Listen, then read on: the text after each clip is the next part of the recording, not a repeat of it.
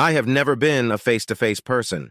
I solve all my problems with satisfaction, but never by confrontation. I am happy, and I am fine with that. However, I have come to realize that this is a concept that my wife cannot understand. I am Ted Briscoe, and I have been married to Angela for 10 years. Angela is not a dazzling beauty with huge breasts and long blonde hair, just an ordinary housewife with brown hair and brown eyes. We have twin daughters who are still in elementary school. I work as an insurance agent. Nothing exciting or impressive, but I make good money, and the leftovers that accumulate will provide for my retirement. I had assumed we got married because we loved each other, but now I'm not so sure. Angela seemed comfortable with the way things were for the first few years. I think it was the novelty of being married and having a family. We attended company social events and neighbors with the kids whenever we could. Lately, Angela seemed to be impressed with husbands who had important or dynamic jobs. It seemed that the job had less to do with money and more to do with prestige. She wasn't like that when we married, and now it seemed to have intensified. I got the feeling that she was less and less impressed by my status at work or as a husband. To her, my job was not something to brag about. However, the bigger problem seemed to be my non-confrontational attitude when it came to problem solving. I usually accepted a quiet solution to most difficulties, which annoyed her. She seemed to believe that a real man should face his problems head-on and win by intimidation. It was a concept I couldn't swallow. I think this is what led to my current dilemma. Please understand, I am not a wimp or a cuckold. I may not seem very manly, but I will not allow myself to be shit on. However, I will refrain from direct confrontation with the enemy. My methods sometimes seem inappropriate for a real man, but I'm more interested in results than appearance. What people think of me doesn't matter as long as I get the upper hand. Many of the things I do, a real man would not stoop to under any circumstances. There are more important things than pride. My wife finds that unacceptable. Today I'm sitting in my car, around the corner from my house. The kids left for school, and I left for work 20 minutes ago. My job is flexible, so slacking off after hours is not a problem as long as I get the job done. What I'm looking forward to doesn't happen every day, and I'm here in anticipation. I didn't have coffee at breakfast, so I don't have to worry about taking a leak. After another 20 minutes, a black and white police car drove slowly down the street and stopped at my door. Frank Perella, one of the best in the city, got out of the car and waved to his partner as he pulled away. A minute later, Frank walked through my front door. You can see the complexity of my situation. How can a man with my character flaws put up with his wife having an affair with a police officer? Who should I report this to, and how can I validate it? I'm sure most people will disapprove of what I'm planning, but I'm not like most people, and I don't live my life to satisfy most people. Anyone who wears blinders that show the qualities of real men will judge me. I don't care because I want results. When I was in elementary school, I suffered from the same weak character traits I have now. I don't think I developed them. I think I was born with them. I'm sure there is a scientific name for them, but I never bothered to look it up. Of course, I've never had any therapy or anything like that. In 5th grade, I made a good friend named Charlie Higgins. Charlie was the complete opposite of me. He was big, ugly, and always in the public eye. He wasn't really smart, and I quickly discovered that he couldn't read. We spent a lot of time together that year, and by the time we got to 6th grade, Charlie was reading as well as anyone in the class. He always remembered the special lessons and the fact that I was doing it unnoticed by others. Charlie stayed by my side until we moved on to 10th grade. It was nice because no one ever bothered me when he was around. Unfortunately, Charlie liked girls too, and before the end of the year, one of them got knocked up by him. He dropped out of school, married the girl, and got a job as a mason's helper. Soon, Charlie became the father of a little girl. I kept tabs on Charlie, but we didn't maintain a close relationship. I kept a low profile after Charlie left, but as fate would have it, I became the target of a bully athlete, Troy Manning, in my senior year. I did everything I could to avoid him, with the exception of running away. I could never outdo him at anything, whether it was physical or verbal. Troy enjoyed subjecting me to public humiliation in the hallways and on school grounds. The fact that he was one of the toughest athletes in the school meant that he had received several good soccer scholarship offers. Like all athletes, his pride and joy was his varsity jacket, which he wore every day whether it was hot or cold. India ink comes in a cute little square bottle with a short spout. Of course, they are indelible. I had no problem getting a hall pass, and it was easy to just pour the entire bottle of ink through the vents of Troy's locker. You don't have much control in such an endeavor, but I was successful enough to render the jacket unusable for the rest of the year. Of course, school jackets can't just be replaced by going to the corner store. Poor Troy had to do without one. No one ever found out who doused him. Unfortunately, the bullying didn't stop, and then Troy started wearing his varsity sweater, as I expected. It wasn't as impressive as the jacket, but he still used it to strut around, looking important. The first part of the training was complete. The next day, I went to school with a new bottle of ink and a sock with 3 golf balls inside. I don't like pain, and I'm not a masochist, but extreme measures were necessary to right my wrong. Since Troy's locker was next to the boys' bathroom, I planned to linger at the door when he discovered that his favorite sweater was also in ink. He was furious, and all the kids in the hallway couldn't help but notice his tantrum. I stood at the restroom door with a smug grin on my face, hoping he would look in my direction. And sure enough, he did. He needed someone to take his rage out on, and I teased him. He stormed out, pushed me into the restroom, and pinned me against the wall. All the boys who were in the restroom ran out into the hallway with the rest of the crowd. There was more noise and bluster from him than anything else, and I was a little disappointed in his sluggish attack because it meant more work for me. He left no marks on me. Hitting yourself in the head and face with a sock full of golf balls is cruel, to say the least. It would have been easier to get someone to do it for me, but I was determined. It only took a few minutes, and I was swollen enough to realize that I would have 2 black eyes and a severely bleeding nose. Unfortunately, due to some miscalculations, I had also knocked out one of my fangs, so that it was almost coming out. It would take a few minutes for my eyes to start going dark, and that was okay. Golf balls flew out the bathroom window and into the bushes below, and a torn sock went into the trash can. I stretched out on the floor in one of the stalls. A few minutes later, a student came in and found me.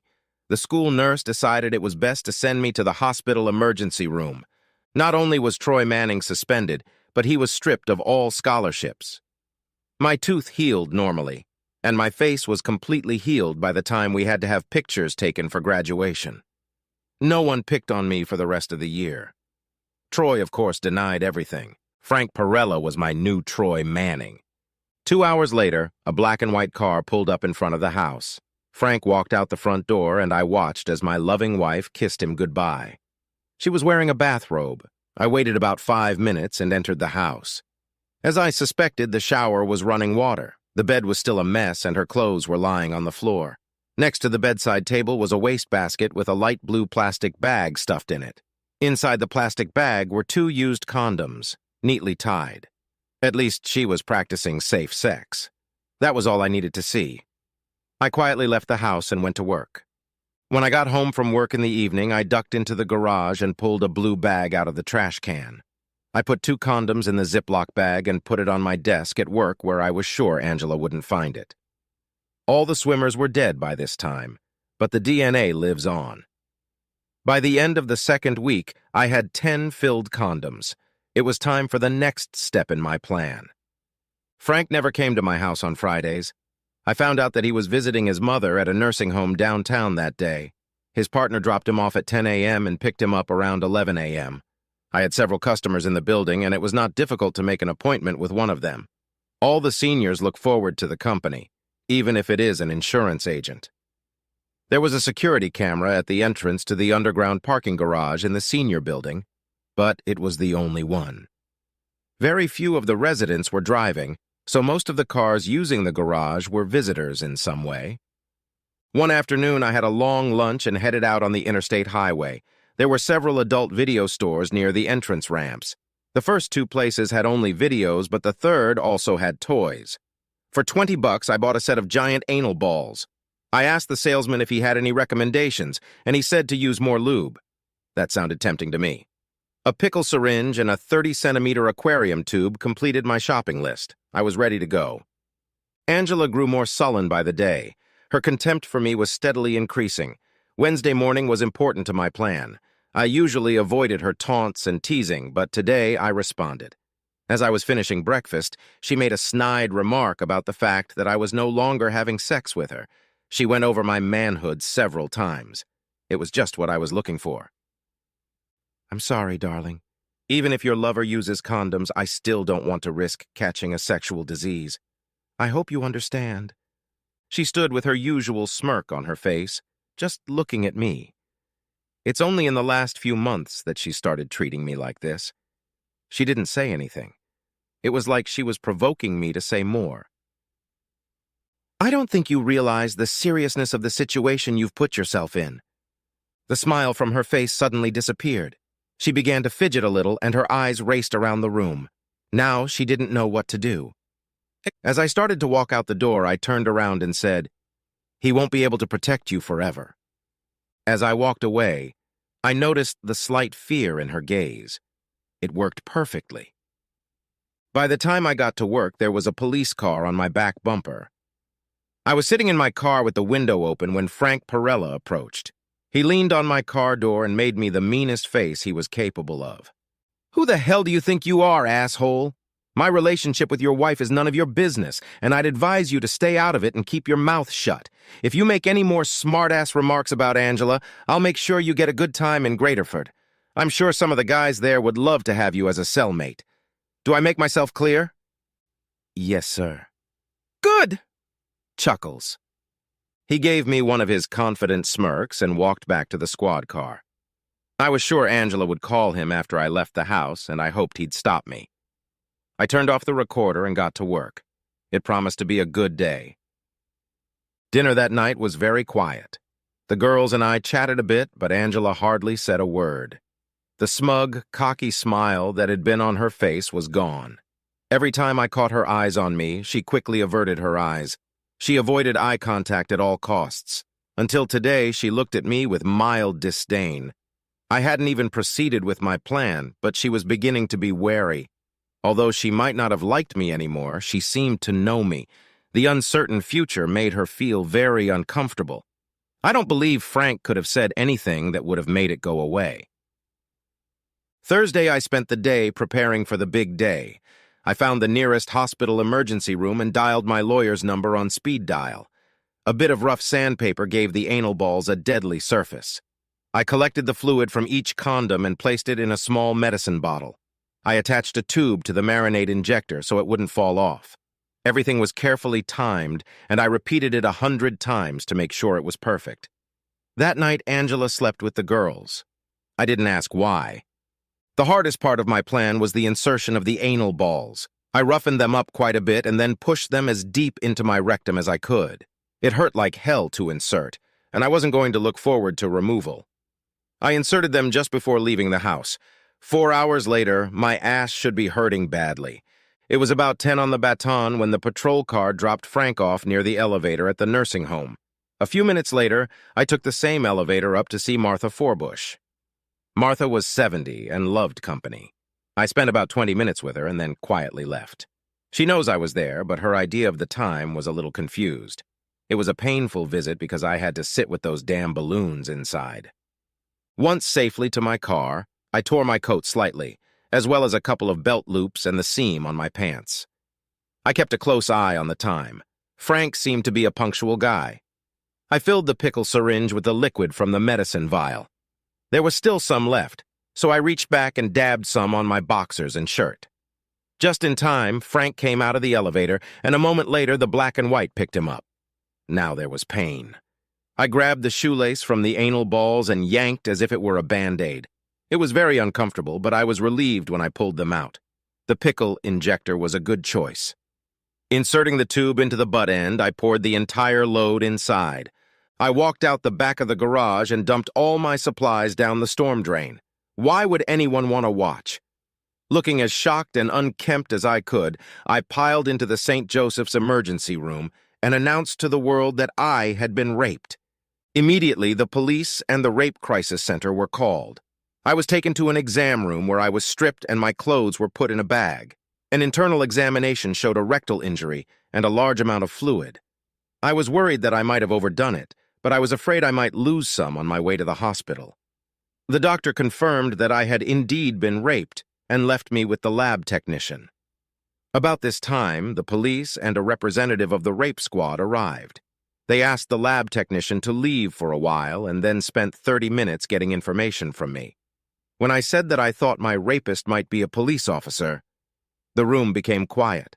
Since the DNA of all government employees is recorded for exclusionary purposes, the woman in charge of rape investigations assured me that they would have a positive result within 24 hours. She was confident that all police officers would be exonerated by then. The hospital notified Angela of the incident and asked her to bring some clothes for me to the hospital. She delivered the clothes, but didn't bother to look in on me or inquire about my condition. After the police left, the lab technician returned. She was a young girl in her early 20s. She had straight blonde hair and very fair skin with freckles. "My name is Ted. I'm sorry, we haven't been introduced. They call me Jilly. My real name is Jillian." She looked at me strangely with a slight smile. I watched as she filled out forms and laid out samples for what would be done with them. "Jilly, who's going to get a copy of the DNA report?" "The police." "That's it?" "The lab will provide certified copies to anyone who wants or needs one. Why do you ask?" "Could you sign me and my attorney up to get a copy, please?" "Sure, no problem. Anything else?" "What are you doing with the remaining samples?" "You know, there's a surplus." "We usually just throw them away." "Why do you ask?" "Can you tag them or certify the remaining samples and then keep them?" "Sure. We have a secure storage facility and we can ensure that the samples are not compromised." "I think I'm in love with you, Jilly. Can you do all this for me?" By this time I was dressed and sitting on the edge of the bed. Jilly sat down next to me and smiled. "I can take care of everything for you, and maybe even more if you promise to buy me dinner." "I'm married." "I know, but I bet you won't be married much longer." "What's this all about? I'm not Brad Pitt. Why are you interested in having dinner with me?" "I think you're a very smart man, and I want to get to know you better. I think I know what you did tonight, but I don't know exactly how you did it. I'll keep quiet if you buy me dinner tonight. That wasn't part of my plan. I didn't allow it, but I like that girl. Meet me at the Outback at 7 o'clock. It's a date. Can I call you a cab so you can go home? Your wife left half an hour ago." "My car's in the garage across the street. I think I can make it to this place. I'll see you at 7. Apart from the unexpected conversation with Jilly, everything went exactly as I'd planned. The next few days were going to be exciting. Angela was sitting in the living room when I got home. "Thank you for taking my clothes to the hospital. I would have appreciated a ride." "I'm sorry. I wasn't sure how long you'd be gone, and I wanted to be here when the girls got home from school. I went upstairs to take a shower." "Oh, by the way, I'm fine. Nothing to worry about. Thanks for asking." Later, when I went downstairs, Angela was still sitting in the same pose. She looked at me but didn't say anything. The arrogant smirk was gone. It was only 4 o'clock in the afternoon. Dinner was 3 hours away. I decided to go for a drive. As I backed out of the driveway, the girls were just getting home from school. Damn, my butt hurt. Dinner was an absolute pleasure. Although it was quiet and measured, I had a great time. Jilly and I were like cat and mouse. I didn't admit to anything, and she didn't tell me about her suspicions. She had been raised by her mother and had never had a man or father in her life. I got the feeling that she didn't trust or socialize with men at all. It took us an hour to eat our salad before we ordered our food.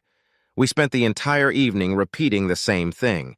She told me how smart I was, and I told her how insightful she was. We were there for over 2 hours, talking constantly and basically never saying anything. It was wonderful, but only a twisted mind can imagine the joy of it. We promised to meet again on Monday night. When I got home, I found Angela sleeping with the girls again. I had provided for her and given her everything. She had thrown it away and now seemed to not know what to do. Frank was married and had a family of his own.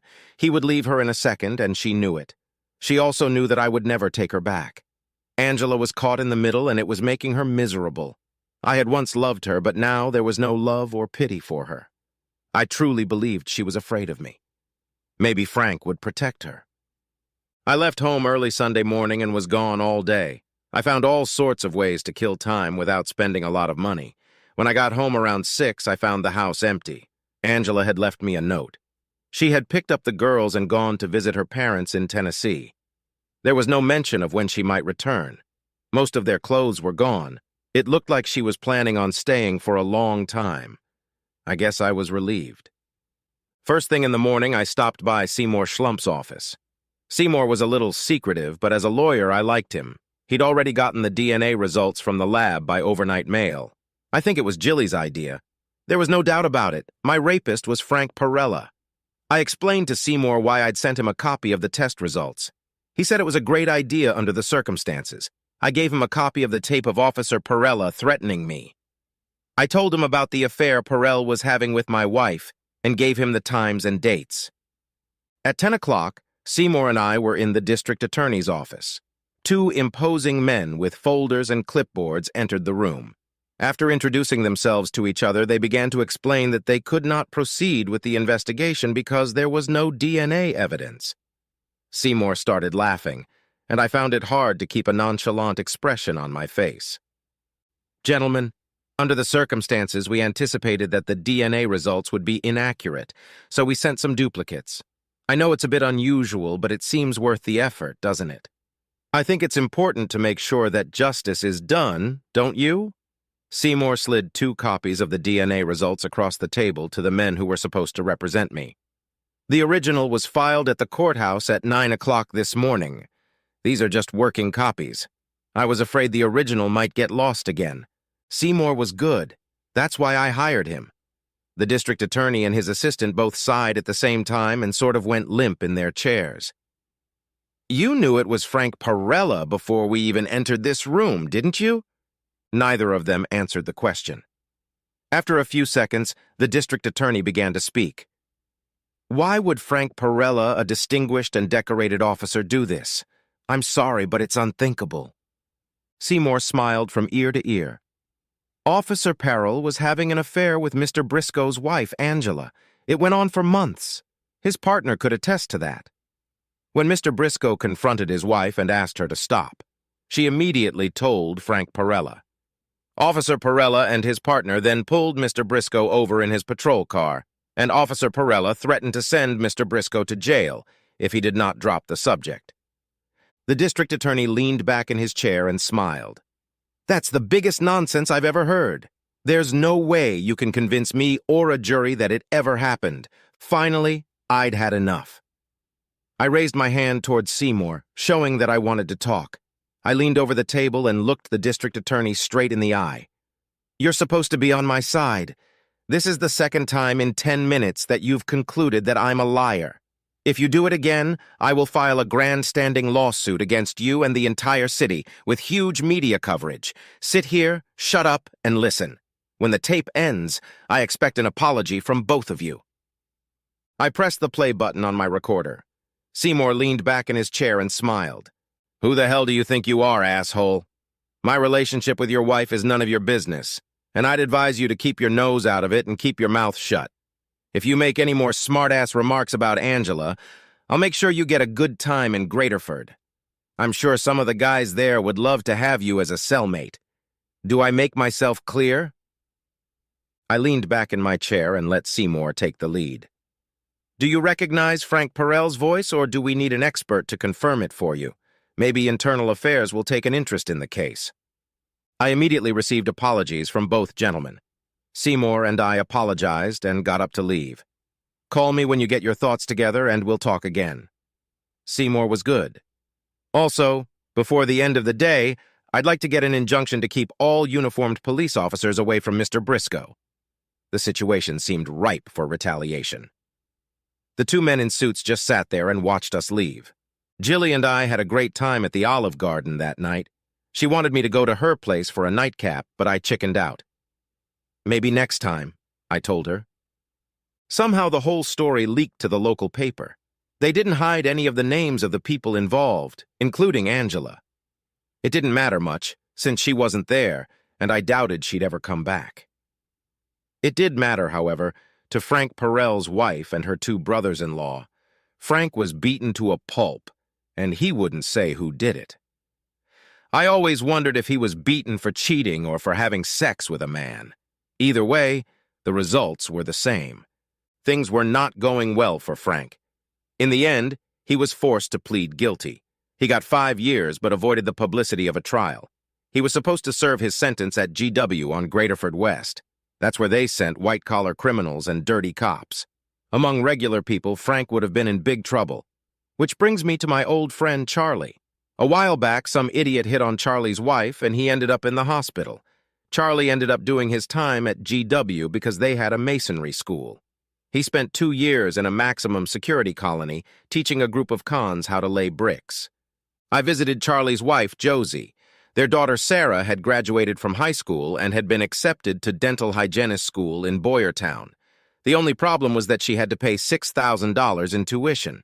Since Charlie was in prison, the family had to depend on Josie's income. I knew all this in advance, so I came prepared. I gave Josie a check for the tuition and a sealed envelope. I asked her to give the envelope to Charlie the next time she came for a date. Seymour prepared and mailed the divorce papers to Angela at her parents' home in Bristol. I granted her child custody and monthly child support, but not alimony. Her infidelity was well documented, and Seymour took care of it. Jilly and I discussed the possibility of me trying to get custody, but we both agreed that I was too unstable to be an effective father. I actually got along quite well with both of my daughters, and sometimes felt that I was closer to them than their mother. Jilly and I were soulmates. Wow, that's deep. She's the only girl I've ever felt comfortable with. I didn't tell her all my secrets, and she didn't share her secrets with me, but somehow we bonded. Since Angela was gone and would soon be out of my life forever, I had no qualms about sleeping with Jilly. She moved into the house with me. The house was rented, so that wouldn't be a problem during the divorce. She wasn't a very good cook, but she was good at almost everything else. We often ate out of the house. Jilly had some sort of mysterious aura about her. I found that out later. Angela signed and returned the papers almost immediately. She didn't ask for anything or even hire a lawyer. In 3 months, I would be free. I didn't have to stay here until the end. Jilly and I spent a lot of time talking about the possibilities of moving. We wanted it to be a little warmer, but not too hot. We decided it would be nice to do without snow, but we still wanted 4 seasons. Getting a transfer at my company wouldn't be a problem. Jilly could get a job almost anywhere. Huntsville, Alabama seemed like the perfect place for us. It was close to Nashville and Chattanooga, and taxes were high. You could buy a good house for half the price of most other places. We both gave notice and started packing. Before we left, I learned that Frank Perella had been brutally beaten in the kitchen pantry at Graterford West. The guards suggested that it was some sort of revenge by the inmates with whom he had had previous contact. He was kicked so hard in the groin that his bladder and testicles were permanently damaged. I received a nice letter from Charlie thanking me for the help I had given Sarah. He also thanked me for Josie. I didn't say anything to Charlie, but Seymour was working on getting his sentence reduced. Up until that point, everything had gone as planned. We weren't expecting a phone call from Angela's parents. "Ted, this is Mary, Angela's mother. I'm sorry to bother you, but we need help." "What kind of help? What's the matter?" "Angela doesn't take care of the girls. She won't go near them. She claims they're demons and they're mad at her because of what she did to you." "That doesn't sound normal." "She refuses to tell us exactly what she did to you that they are upset about. In fact, she pretty much refuses to talk about anything. We really need your help." "Other than that, is she okay?" "No. She sits in her room all day with the door locked. I have to bring her food. I think she's afraid of her own daughters." "What do you want me to do?" "You have to come and get the girls. We can take care of Angela, but not the girls, too." "All right. We'll be passing through Bristol on Saturday. We'll stop and pick them up. Let's get everything ready." "Thank you, Ted. We appreciate it." I explained to Jilly that I wasn't cut out to be a parent. With my quirky personality traits, the girls would grow up to be as quirky as me. On the outside, I seem normal, but on the inside, I am far from it. It wasn't fair to subject 2 innocent girls to that kind of environment. After a few hours, she decided we should give it a try. Jilly would be a stay-at-home mom. For some reason, I got the feeling she expected it. We rented a small cabin west of Huntsville for 1 year. The internet is a great invention. Our furniture and other things were to be delivered shortly after we got there. Bristol was just up the road. Jilly was nervous about meeting the girls. I was nervous about the upcoming meeting with Angela. However, things didn't work out as expected. I couldn't tell Jilly that my daughters were a little unusual. They weren't normal little girls, just like their father wasn't a normal man. It was something I tried to ignore but always realized. Angela's parents greeted us with a sigh of relief. We walked into the house, and when Angela saw me, she immediately ran to her room and locked the door. I guess I wasn't worried about anything. I decided to leave it at that. Jilly was standing in the living room when my two daughters walked up. They looked at each other for a few seconds, and then a wide smile appeared on all three faces. I felt like they were having a private joke and I was left out. However, I was very pleased with the first meeting. The girls walked over to Jilly and each of them hugged her legs, something they had never done with their mother. Jilly placed her hands on each of their heads and smiled. "Jilly, I would like you to meet my daughters, Lilith and Sibylla." I had a strange feeling that no introduction was necessary. I think the next few years of my life are going to be very interesting.